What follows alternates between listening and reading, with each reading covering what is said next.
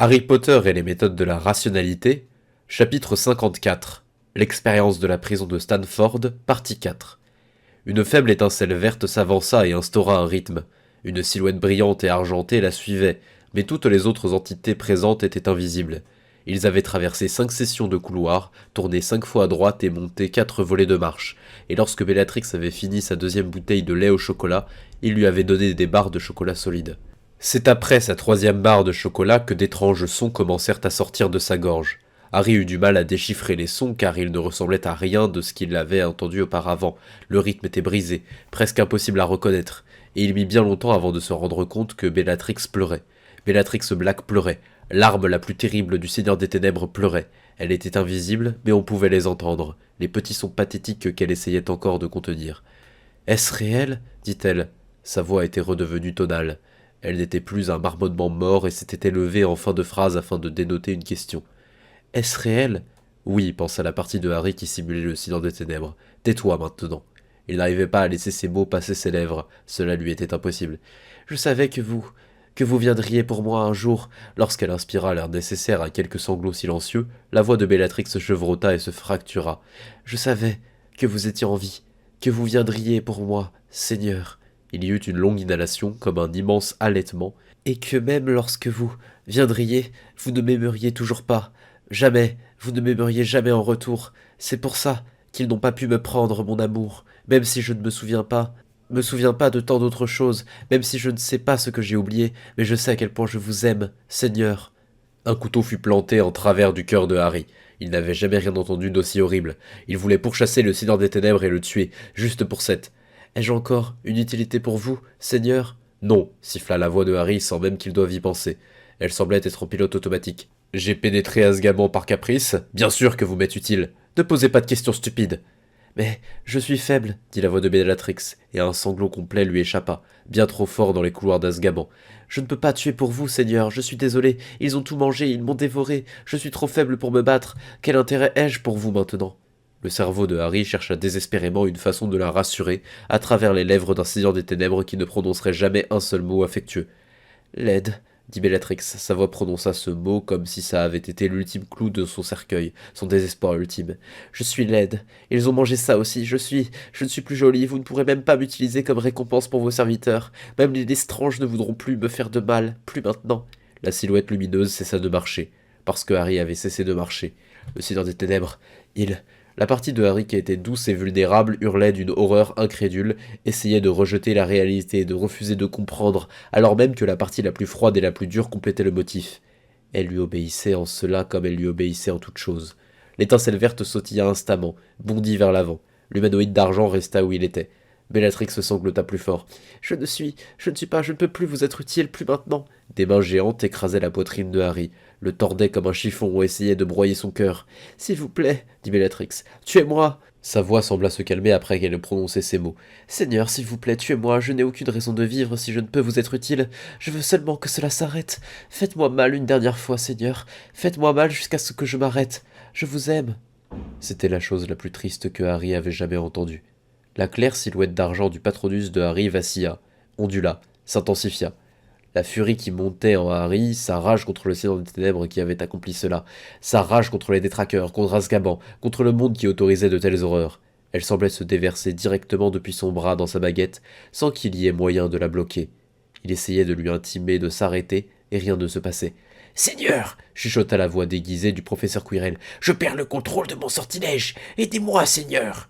Plus lumineux le Patronus, de plus en plus lumineux. Il croissait plus vite que le jour où Harry avait détruit un détraqueur. « Seigneur !» dit la silhouette d'un murmure terrifié. « Aidez-moi, tout le monde va le sentir, Seigneur !» Tout le monde va le sentir, pensa Harry. Son imagination pouvait clairement les lui représenter. Les prisonniers dans leurs cellules s'éveillant à une lumière guérissante qui remplaçait le froid et les ténèbres écrasantes. Les reflets de chaque surface présente brûlaient à présent avec la force d'un soleil blanc, et la silhouette du squelette de Bellatrix et l'homme au teint cireux étaient clairement visibles à travers l'éclat, car les sortilèges de désillusion ne parvenaient pas à soutenir la force de la lumière surnaturelle. Seule la cape d'invisibilité, la relique de la mort, pouvait y résister. « Seigneur, vous devez l'arrêter !» Mais Harry ne pouvait plus lui imposer sa volonté. Il ne voulait plus que cela s'arrête. Il pouvait les sentir, les étincelles de vie d'Azkaban, toujours plus nombreuses à être protégées par son Patronus, alors même que celui-ci déployait telles des ailes de lumière solaire, les airs transformés en argent par sa pensée, et Harry sut ce qu'il devait faire. S'il vous plaît, Seigneur. Les mots ne furent pas entendus. Ils étaient loin de lui, les détraqueurs, dans leur fosse, mais Harry savait que si l'éclat de la lumière devenait assez puissant, il pourrait être détruit, même à cette distance. Il savait que la mort elle-même ne pouvait plus s'opposer à lui s'il arrêtait de se retenir. Alors il décela toutes les portes de son être, creusa le puits de son sortilège jusqu'aux ultimes tréfonds de son âme, de son esprit, de sa volonté, donna absolument tout ce qu'il possédait au sort, et à l'intérieur du soleil, une ombre à peine moins lumineuse s'avança, tendit une main implorante. « Non. Arrête !» La sensation funeste entra en collision avec les déterminations d'acier de Harry, la terreur et l'incertitude luttant contre le noble but. Rien d'autre que cela n'aurait pu l'atteindre. La silhouette fit un autre pas en avant, puis un autre, et la sensation funeste s'éleva jusqu'à devenir le sentiment d'une catastrophe terrible imminente, et trempé d'une eau glacée, Harry comprit. Il vit les conséquences de ce qu'il était en train de faire. Il vit le danger et le piège. Si vous aviez observé de l'extérieur, vous auriez vu le cœur d'un soleil s'intensifier et se ternir, s'intensifier et se ternir, et enfin s'estomper, s'estomper jusqu'à devenir un éclat lunaire ordinaire, qui, par contraste, rappelait les ténèbres les plus complètes. Dans les ténèbres de cet éclat lunaire se tenait un homme au teint cireux, sa main implorante tendue en avant, et le squelette d'une femme étendu au sol, un air perplexe sur le visage. Et Harry, toujours invisible, tomba à genoux. Le grand danger était passé. Et Harry essayait seulement de ne pas s'effondrer, de maintenir le sortilège à un niveau plus bas. Il avait puisé dans quelque chose et espérait n'en avoir rien perdu. Il aurait dû le savoir, il aurait dû se souvenir que la simple magie n'était pas la seule chose qui alimentait le sortilège du Patronus. « Merci, Seigneur !» chuchota l'homme au teint cireux. « Idiot !» dit la dure voix d'un garçon qui prétendait être le Seigneur des Ténèbres. « Ne t'ai-je pas prévenu que le sortilège pouvait s'avérer fatal si tu échouais à contrôler tes émotions ?» Les yeux du professeur Quirrell ne s'écarquillèrent bien sûr pas. « Oui, Seigneur, je comprends !» dit le serviteur du Seigneur des Ténèbres d'une voix chancelante, et il se tourna alors vers Bellatrix. Elle se relevait déjà, lentement, comme une vieille femme moldue. « Que c'est amusant !» chuchota Bellatrix. « Tu as failli être tué par un Patronus. » Un gloussement, qui sembla souffler de la poussière hors des tuyaux à gloussement. « Je pourrais peut-être te punir si mon seigneur te figeait sur place et que j'avais des couteaux. Peut-être que je peux être utile après tout. Oh, je me sens déjà un peu mieux, comme c'est étrange. »« Sois silencieuse, chère Bella, » dit Harry d'une voix froide, « jusqu'à ce que je t'octroie le droit de parler. » Il n'y eut pas de réponse, ce qui constituait de l'obéissance.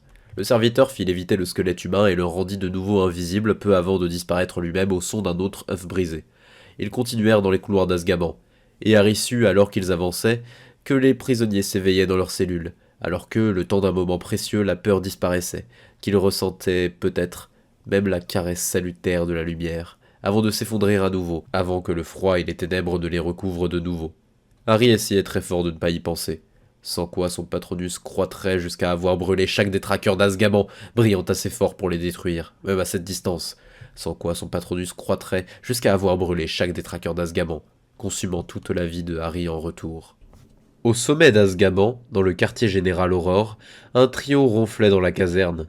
Un autre se reposait dans la salle du personnel et un autre montait la garde dans la salle de commandement. La salle de commandement était simple mais spacieuse, avec 3 chaises à l'arrière où les aurores s'asseyaient, leurs baguettes toujours en main afin de maintenir leurs 3 patronus, et les formes lumineuses et blanches faisaient les 100 pas devant la fenêtre ouverte, les protégeant tous de la peur des détraqueurs. Ils restaient généralement tous les 3 à l'arrière et jouaient au poker sans regarder par la fenêtre. Vous auriez pu y voir un peu de ciel pour sûr, et il y avait même 1 heure ou 2 par jour où vous auriez pu voir un peu de soleil. Mais cette fenêtre donnait aussi sur la fosse centrale de l'enfer, juste au cas où un détraqueur voudrait venir y flotter pour vous parler. Jamais l'Aurore Lee n'aurait accepté d'y servir, triple paix ou pas, s'il n'avait pas eu une famille à nourrir. Son vrai nom était Xiao Guang, et tout le monde préférait l'appeler Mike. Il avait nommé ses enfants Su et Kao, en espérant que cela leur porterait meilleure chance. Sa seule consolation, mise à part l'argent, était qu'au moins ses amis jouaient excellemment bien au poker dragon, même si à ce stade, il aurait été dur de mal jouer. C'était leur 5366e partie, et Lee avait ce qui serait probablement sa meilleure main des parties 5300-5400. On était un samedi de février, et il y avait 3 autres joueurs, ce qui le laissait modifier la couleur de n'importe quelle carte à un trou, sauf les 2, les 3 et les 7. Et c'était suffisant pour lui permettre de construire un corps à corps avec des licornes, des dragons et des 7. De l'autre côté de la table, Gérard McCusker releva les yeux et regarda en direction de la fenêtre. La nausée monta dans l'estomac de Lee avec une rapidité surprenante. Si son set de cœur se faisait avoir par un modificateur des trackers et se faisait transformer en 6, il descendait direct à 2 paires et McCusker pourrait le battre avec ça. Mike, dit McCusker, qu'est-ce qu'il a, ton Patronus? Lee tourna la tête et regarda. Son double héros d'argent s'était détourné de sa garde au-dessus de la fosse et regardait en bas, vers quelque chose que lui seul pouvait voir. Un instant plus tard, le canard coulant lune de Barry et l'étincelant fourmilier de McCusker l'imitèrent, regardant tous dans la même direction. Ils échangèrent des regards puis soupirèrent. Je vais leur dire, dit Barry. Le protocole requérait que l'on envoie les 3 aurores qui étaient de repos, mais qui ne dormaient pas afin qu'ils inspectent toute anomalie. Épargne peut-être l'un des deux et prends la spirale C, si ça ne te dérange pas. Lee échangea un regard avec McCusker et ils hochèrent tous les deux la tête. Il n'était pas trop difficile de pénétrer par effraction dans Azkaban si l'on était assez riche pour s'offrir un sorcier puissant et que l'on avait des intentions assez pures pour recruter quelqu'un capable de lancer le Patronus.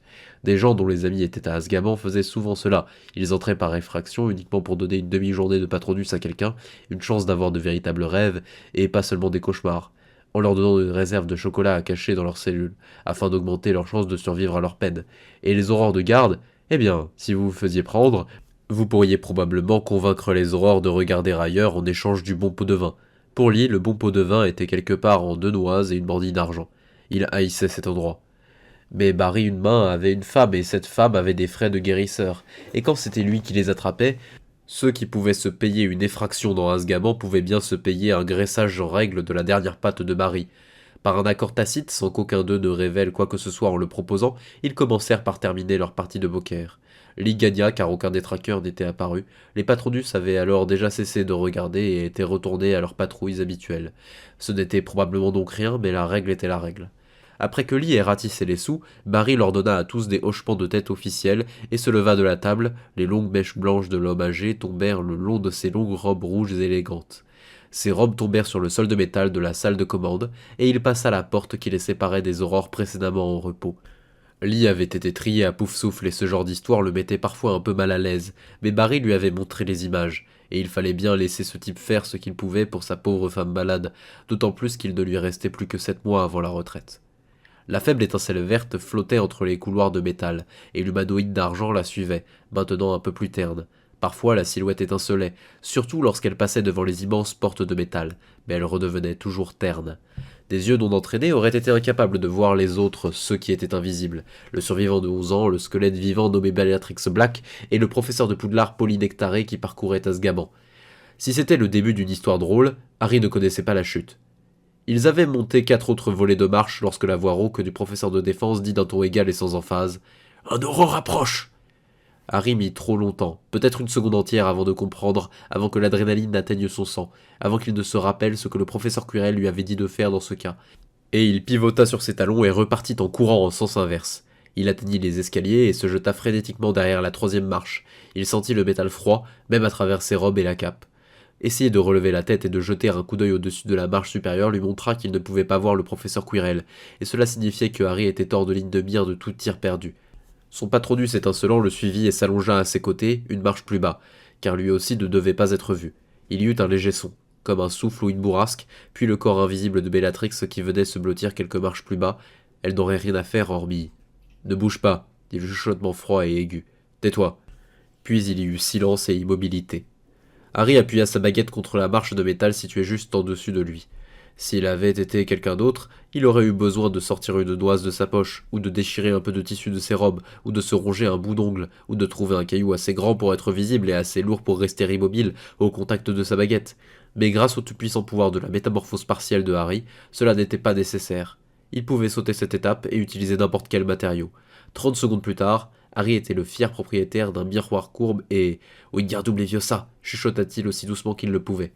Il le faisait léviter juste au-dessus des marches, observant dans cette surface courbe la quasi-totalité du couloir où le professeur Quirrell attendait, invisible.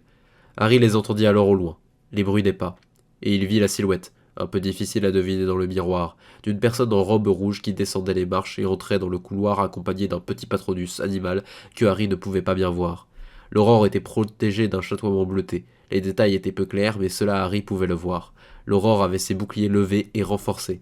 Mince, pensa Harry. Selon le professeur de défense, l'essence du duel consistait à essayer de lever les défenses qui bloqueraient tout ce qu'on risquait de vous envoyer tout en essayant de percer celle de l'autre. Et le moyen de loin le plus simple de gagner n'importe quel combat réel, le professeur Quirrell l'avait répété encore et encore, était d'abattre l'ennemi avant qu'il n'ait levé un seul bouclier, soit par derrière, soit d'assez près pour qu'il ne puisse ni éviter ni contrer assez vite. Mais le professeur Quirrell pourrait peut-être placer un tir dans le dos aussi. Mais l'aurore s'arrêta après avoir fait 3 pas dans le couloir. Jolie désillusion, dit une dure voix masculine que Harry ne reconnut pas. Maintenant montrez-vous, vous aurez de vrais ennuis. L'homme barbu au teint cireux devint alors visible. Et vous avec le Patronus, dit la voix dure. Sortez maintenant. Ça ne serait pas mal, dit la voix râpeuse de l'homme au teint cireux. Ce n'était plus la voix terrifiée du serviteur de Seigneur des Ténèbres. Elle était soudain devenue l'intimidation professionnelle d'un criminel compétent. Vous ne voulez pas voir la personne derrière moi. Croyez-moi, vous n'en avez pas la moindre envie. 500 galions en liquide d'avance si vous faites demi-tour et que vous partez. De gros problèmes pour votre carrière, sinon. Il y eut une longue pause. Écoutez, qui que vous soyez, dit la voix dure, vous semblez mal comprendre comment les choses fonctionnent. Je me fiche que ce soit Lucius Malfoy derrière vous, ou Albus Dumbledore. Vous sortez tous, je vous inspecte, et alors on discute de combien ça va vous coûter.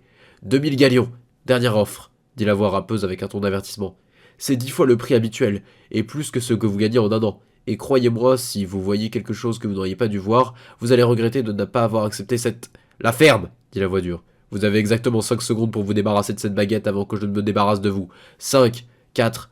Professeur Quirrell, qu'est-ce que vous faites pensa Harry avec angoisse. Attaquez ou levez un bouclier au moins. 3, 2, 1... Stupéfixe. Barry observait alors qu'un frisson descendait le long de sa colonne vertébrale. La baguette de l'homme avait bougé si vite que c'était comme si la baguette avait transplané dans sa main, et le sortilège d'étourdissement de Barry étincelait docilement au bout de celle-ci, pas bloqué, pas contré, pas dévié, saisi comme une mouche dans du miel. Mon offre est redescendue à 500 galions, dit l'homme d'une voix plus froide, plus formelle. Il avait un sourire sec, et ce sourire ne collait pas au visage barbu. Et vous devrez accepter un sortilège d'oubliette. Barry avait déjà modifié les harmoniques de ses boucliers afin que son sortilège d'étourdissement ne puisse pas l'atteindre. Il avait déjà relevé sa baguette en position défensive. Il avait déjà levé sa main artificielle renforcée dans une position qui lui permettrait de bloquer tout ce qui était bloquable. Et il pensait déjà à des sortilèges muets afin d'ajouter plus de couches sur ses boucliers. L'homme ne regardait pas Barry. Il s'intéressait au sortilège d'étourdissement de ce dernier qui oscillait toujours au bout de la baguette de l'homme. Et il en extrayait des étincelles avant de les faire s'envoler d'une pichenette, déconstruisant lentement le sort comme s'il s'était s'agi d'un casse-tête pour enfants. Il n'avait levé aucun bouclier. Dites-moi, dit-il d'une voix désintéressée qui n'allait pas tout à fait avec la gorge râpeuse. Polynectar, se serait dit Barry s'il avait pensé que quiconque pouvait pratiquer la magie à un degré si délicat depuis l'intérieur du corps d'un autre. Qu'avez-vous fait pendant la dernière guerre? Fait face au danger? Ou planqué? Face au danger, dit Barry. Sa voix garda le calme d'acier d'un aurore en service depuis presque 100 ans, et à 7 mois de la retraite. Maugrey Folleuil ne l'aurait pas dit avec plus de conviction. Combattu des mange-morts? Un sourire sinistre éclos sur le visage de Barry. 2 à la fois. 2 des combattants assassins de vous savez qui, personnellement entraînés par leur maître. Barry seul contre 2 mange-morts à la fois. Ça avait été le combat le plus difficile de sa vie, mais il avait tenu bon et en était ressorti sans rien d'autre qu'une main gauche perdue. Vous les avez tués? L'homme semblait animé d'une curiosité née de l'ennui. Il continuait de tirer des filaments de feu de l'étincelle maintenant bien diminuée, toujours captive au bout de sa baguette, et ses doigts tissaient maintenant des motifs avec la magie même de Barry avant de les disperser d'un geste. Barry se mit à suer, sa main de métal descendit d'un coup sec, arracha le miroir de sa ceinture. « Barry à Mike! J'ai besoin de renfort !» Il y eut une pause et du silence. « Barry à Mike !» Le miroir était terne et sans vie dans la main de Barry. Il le remit lentement à sa ceinture. « Voilà longtemps que je n'ai pas eu un combat sérieux face à un opposant sérieux, » dit l'homme, ne regardant toujours pas Barry. « Essayez de ne pas trop me décevoir. Vous pouvez attaquer quand vous voulez, ou vous pouvez repartir avec 500 galions. » Il y eut un long silence, puis le hurlement du métal traversant le verre parcourut les airs alors que Barry abattait sa baguette. Harry pouvait à peine voir, à peine comprendre quelque chose au milieu des lumières et des éclairs. La courbe de son miroir était parfaite, il avait pratiqué cette tactique auparavant avec la Légion du Chaos, mais la scène était quand même trop petite, et Harry avait l'impression qu'il n'aurait pas pu comprendre même s'il avait observé à 1 mètre tout se passant trop vite. Des tirs rouges déviés par des boucliers bleus, des blocs de lumière verte qui s'affrontaient, des formes sombres qui apparaissaient et disparaissaient. Il ne savait même pas qui lançait quoi, seulement que l'aurore criait incantation après incantation et esquivait avec frénésie tandis que la forme polynectarée du professeur Quirrell se tenait immobile et bougeait imperceptiblement sa baguette, généralement silencieusement, mais à l'occasion il prononçait des mots dans des langues impossibles à reconnaître, et tout le miroir était alors envahi d'une lumière blanche avant de révéler la moitié du bouclier de l'aurore arraché et ce dernier faisant plusieurs pas en arrière. Harry avait vu des duels de démonstration entre les plus puissants des élèves de 7e année, et ceux qui l'observaient étaient si loin au-dessus de cela que l'esprit de Harry se sentait anesthésié par l'immensité du chemin qu'il lui restait à parcourir. Il n'y avait pas un seul élève de 7e année qui aurait tenu une demi-minute contre l'aurore, et les 3 armées de 7e année mises ensemble n'auraient peut-être même pas infligé une égratignure au professeur Quirrell. L'aurore était tombée au sol, un genou et une main pour le soutenir, tandis que l'autre main faisait des gestes frénétiques et que sa bouche hurlait des mots désespérés. Les quelques incantations que Harry reconnaissait étaient toutes des boucliers, et une nuée d'ombre tournoyait autour de l'aurore comme un tourbillon de rasoir. Et Harry vit que la forme polynectarée du professeur Quirrell pointait délibérément sa baguette vers l'aurore agenouillée, qui vivait les derniers instants de son combat. Rendez-vous, dit la voix râpeuse. L'aurore cracha des mots indicibles. Dans ce cas, dit la voix Avada, le temps sembla avancer très lentement, comme s'il y avait le temps d'entendre les syllabes individuelles Ke, Eda, Evra. Le temps de voir l'aurore commencer à se jeter de côté avec désespoir, et bien que cela ait lieu si lentement, il n'y avait malgré tout pas le temps de faire quoi que ce soit, pas le temps que Harry ouvre ses lèvres et crie non, pas le temps de bouger, peut-être même pas le temps de penser, seulement le temps pour le vœu désespéré qu'un homme innocent ne meure pas, et une silhouette d'argent étincelante se tint devant l'aurore, se tint là juste une fraction de seconde avant que la lumière verte ne frappe. Barry se propulsait de côté d'un mouvement frénétique, ne sachant pas s'il allait s'en sortir. Ses yeux avaient mis au point sur son adversaire et sa mort imminente, et il ne vit donc que brièvement le contour de la silhouette lumineuse du Patronus plus lumineux qu'il n'en avait jamais vu. Il le vit juste assez longtemps pour reconnaître la forme impossible, avant que les lumières vertes et argentées n'entrent en collision et que les deux ne s'évanouissent. Les deux s'évanouissent. Le sortilège de mort avait été bloqué, et les oreilles de Barry furent alors percées. Il vit son terrible opposant hurler, hurler, hurler, en s'en tenant la tête, en commençant à tomber alors que Barry lui-même s'effondrait. Barry heurta le sol, propulsé par son bond frénétique, et son épaule gauche disloquée et sa hanche brisée hurlèrent en signe de protestation. Barry ignora la douleur, parvint à se remettre à genoux, sortit sa baguette pour étourdir son adversaire. Il ne comprenait pas ce qui se passait, mais il savait que c'était sa seule chance. Stupéfixe! La lumière rouge fonça vers le corps tombant de l'homme et fut déchirée à mi-parcours, dissipée, pas par un bouclier, et Barry pouvait le voir, l'ondulation dans l'air qui entourait son opposant criant et tombant. Il pouvait le sentir comme une pression mortelle sur sa peau, le flux de magie qui montait et montait et montait vers un terrible point de rupture. Son instinct lui hurlait de courir avant que l'explosion ne se produise. Ce n'était pas sortilège, ce n'était pas une malédiction, c'était de la sorcellerie devenue folle. Mais avant que Barry ne puisse même finir de se remettre sur pied, l'homme rejeta sa baguette loin de lui. Il jeta sa baguette, et une seconde plus tard, sa forme devint floue et disparut entièrement.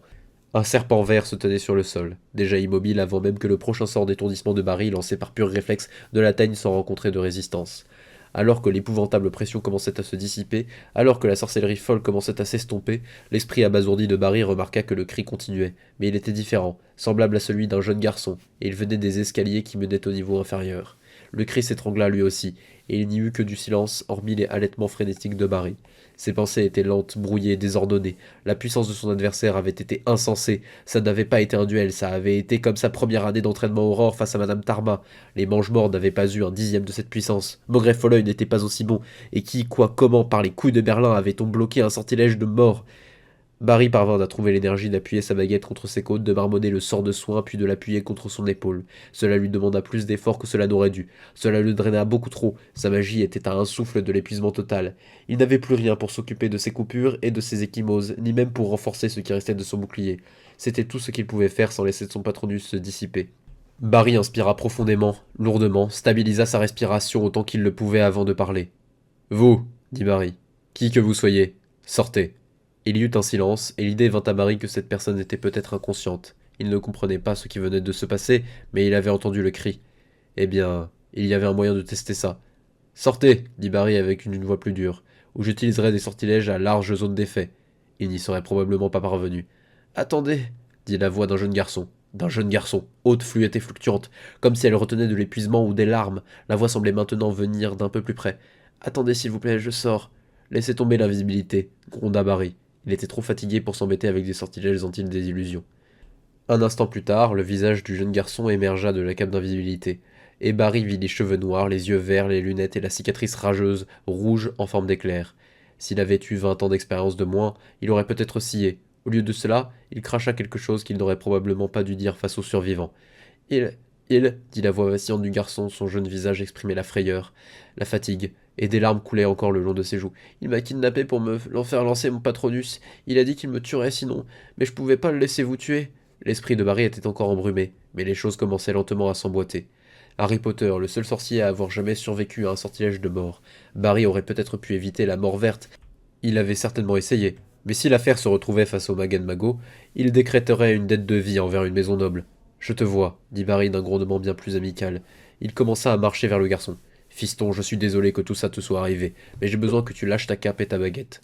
Le reste de Harry Potter émergea de l'invisibilité, révélant des robes à reflets bleus de Poudlard, imbibé de sueur et sa main droite serrée si fort autour d'une baguette de houx de 30 centimètres que ses jointures en étaient blanches. Ta baguette, répéta Barry. Pardon, chuchota le garçon de 11 ans. Voilà. Et il tendit sa baguette vers Barry. Barry parvint à peine à s'empêcher de gronder contre le garçon traumatisé qui venait de lui sauver la vie. Il écrasa la pulsion d'un soupir et se contenta de tendre sa main pour prendre la baguette. Écoute, fiston, tu n'es vraiment pas censé pointer ta baguette vers. La pointe de celle-ci fit un léger arc de cercle sous la main de Barry alors même que le garçon chuchotait. Somnium. Harry fixa le corps ratatiné de l'Aurore. Il n'y avait pas de sentiment de triomphe, seulement un désespoir écrasant. Même alors, il n'aurait peut-être pas été trop tard. Harry se tourna pour regarder l'endroit où le serpent vert se trouvait, toujours immobile. Professeur, siffla Harry, ami, s'il vous plaît, êtes-vous encore en vie? Une horrible peur se saisissait du cœur de Harry. En cet instant, il avait entièrement oublié qu'il venait de voir le professeur de défense essayer de tuer un officier de police. Harry pointa sa baguette vers le serpent, et ses lèvres commencèrent même à former le mot Innervert avant que son cerveau ne le rattrape et ne lui hurle dessus. Il n'osait pas utiliser de magie sur le professeur Quirrell. Harry l'avait senti. La brûlure, la douleur déchirante dans sa tête, comme si son cerveau avait été sur le point de se diviser en deux. Il les avait sentis, sa magie et celle du professeur Quirrell, adaptées l'une à l'autre dans une harmonie inverse porteuse de catastrophe. C'était la chose mystérieuse et horrible qui se produirait si jamais Harry et le professeur Quirrell se rapprochaient trop, ou s'ils se jetaient jamais un sortilège, ou si jamais leur sortilège entrait en contact. Leur magie résonnerait jusqu'à échapper à tout contrôle. Harry regarda le serpent. Il ne savait pas si ce dernier respirait. Quelques secondes s'écoulèrent. Il se tourna pour regarder l'Aurore qui avait vu le survivant, qui savait. L'amplitude du désastre écrasa Harry comme 1000 poids de 100 tonnes. Il était parvenu à étourdir l'Aurore, mais il ne restait maintenant plus rien à faire, aucun moyen de récupérer. La mission avait échoué. Tout avait échoué. Il avait échoué. En état de choc, désarçonné, entièrement découragé, il n'y pensa pas. Il ne vit pas l'évidence, il ne se souvint pas de l'origine de ses sentiments vides d'espoir, il ne se rendit pas compte qu'il lui fallait encore lancer le véritable Patronus. Et alors, il était déjà trop tard. Les Orly et McCusker avaient réarrangé leurs chaises autour de la table, si bien qu'ils la virent tous les deux en même temps. La fine horreur nue et squelettique qui s'était élevée pour flotter devant la fenêtre, et la migraine les atteignit dès qu'elle fut dans leur champ de vision. Ils entendirent tous deux la voix, comme si un corps mort depuis longtemps avait prononcé des mots et que ces mots eux-mêmes avaient vieilli et étaient ensuite morts.